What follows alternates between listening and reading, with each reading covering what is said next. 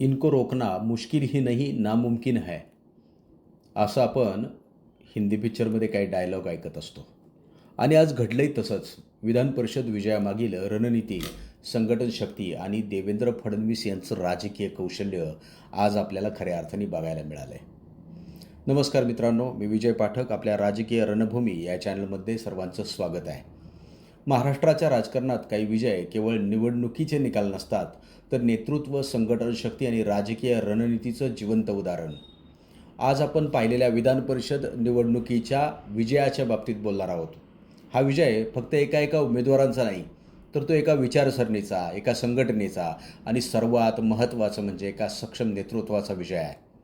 राजकारणात अनेक नेते मोठ्या मोठ्या घोषणा करतात, अनेक जण मंचावरून आक्रमक भाषणं देतात, सोशल मीडियावर लोकप्रियतासुद्धा मिळवतात, पण प्रत्यक्षात निवडणुकीच्या रणांगणात विजय मिळवण्यासाठी केवळ भाषण पुरेसं नसतं, तर त्यासाठी संघटन शक्ती, बूथ स्तरावरील काम, कार्यकर्त्यांचा विश्वास, स्थानिक समीकरणांची अचूक जाण आणि सर्वात म्हणजे नेतृत्वाची विश्वासार्हता आवश्यक असते.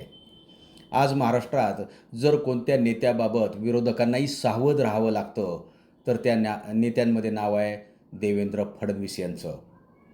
अग्रक्रमाने ते घेतलं जातं, कारण फडणवीस हे केवळ राजकारणी नाहीत, तर ते निवडणूक व्यवस्थापनाचे एक अभ्यासक मानले जातात.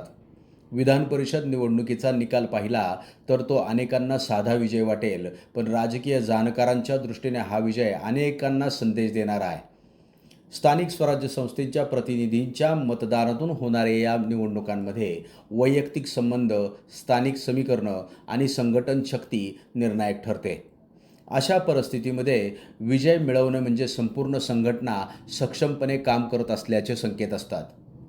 देवेंद्र फडणवीस यांच्या राजकीय कारकिर्दीकडे पाहिले तर एक गोष्ट सातत्याने दिसते की ते निवडणूक आली की सक्रिय होणारे नेते नाहीत.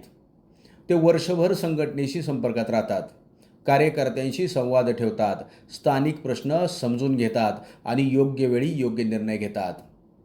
महाराष्ट्राच्या राजकारणात अनेकदा असं दिसून आलं आहे की विरोधकांनाही भाजपला रोखण्यासाठी एकत्र येण्याचा प्रयत्न वारंवार केला, पण प्रत्येक निवडणुकीच्या रणांगणात भाजप आणि विशेषतः फडणवीस यांच्या रणनीतीने विरोधकांचे गणित विस्कटले. यामागचं खरं काय कारण? तर पहिलं म्हणजे नियोजन. राजकारणात अचानक विजय मिळत नाही. विजयाची पायाभरणी अनेक महिने आधी सुरू झालेली असते. प्रत्येक मतदार, स्थानिक प्रतिनिधी, प्रत्येक कार्यकर्ता यांच्याशी संपर्क ठेवला जातो. त्यांच्या समस्या जाणून घेतल्या जातात, त्यांना संघटनेशी जोडून ठेवलं जातं आणि दुसरं सगळ्यात महत्त्वाचं कारण म्हणजे विश्वास. कार्यकर्ते कोणत्याही पक्षाची खरी ताकद असतात. एखादा नेता कितीही लोकप्रिय असला तरी कार्यकर्त्याची साथ नसेल तर यश मिळणं कठीण असतं. भाजपने गेल्या काही वर्षात तळागाळातील संघटना मजबूत केली. यामध्ये देवेंद्र फडणवीस यांचं योगदान खूप मोठं मानलं जातं. आणि तिसरं कारण म्हणजे राजकीय संयम.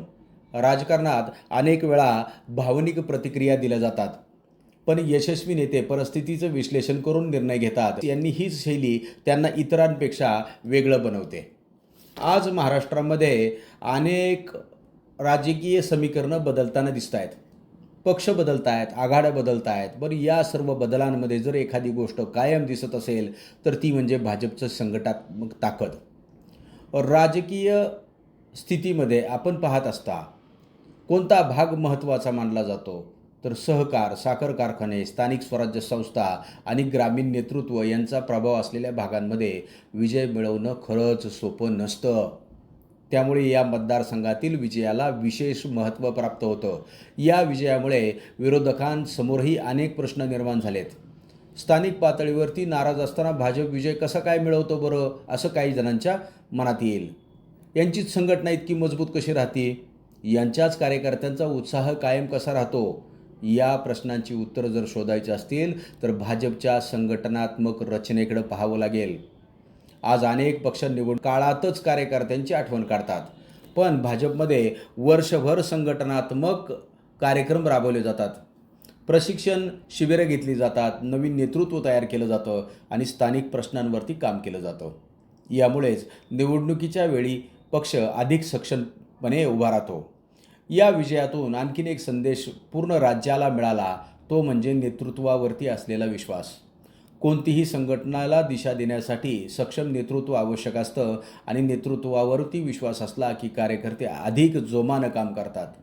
त्यांना आपले श्रम वाया जाणार नाहीत याची खात्री वाटते. आणि आज महाराष्ट्राच्या राजकारणात देवेंद्र फडणवीस हे असं नेतृत्व ओळखलं जातं की ज्यांच्याकडं रणनीती आहे, संघटन शक्ती आहे आणि सर्वात महत्त्वाचं म्हणजे विजयाचं सूत्र आहे. म्हणूनच आज अनेक राजकीय विश्लेषक एक वाक्य वारंवार बोलताना दिसतात की इनको रोकना मुश्किल ही नहीं नामुमकिन है. हे वाक्य फक्त चित्रपटातील संवाद नाही, हे वाक्य केवळ चित्रपटातील संवाद नाही तर सातत्यपूर्ण मेहनत, नियोजन, संघटन शक्ती आणि नेतृत्वावर उभ्या राहिलेल्या राजकीय यशाचं वर्णन आहे. मित्रांनो, विधान परिषद निवडणुकीतील हा विजय महाराष्ट्रातील राजकारणात अनेक घडामोडींची नांदी ठरू शकतो. आगामी स्थानिक स्वराज्य संस्था, महापालिका आणि भविष्यातील राजकीय समीकरणांवरती या निकालाचा प्रभाव पडणार आहे. शेवटी एवढंच म्हणावंसं वाटतं की राजकारणात यश कधीच योगायोगानं मिळत नाही. त्यासाठी वर्षानुवर्ष मेहनत घ्यावी लागते, संघटना उभी करावी लागते, कार्यकर्त्यांचा विश्वास जिंकावा लागतो आणि योग्य वेळी योग्य रणनीती आखावी लागते. या विधान परिषद निकालानं हे पुन्हा एकदा सिद्ध करून दाखवलं आहे. धन्यवाद.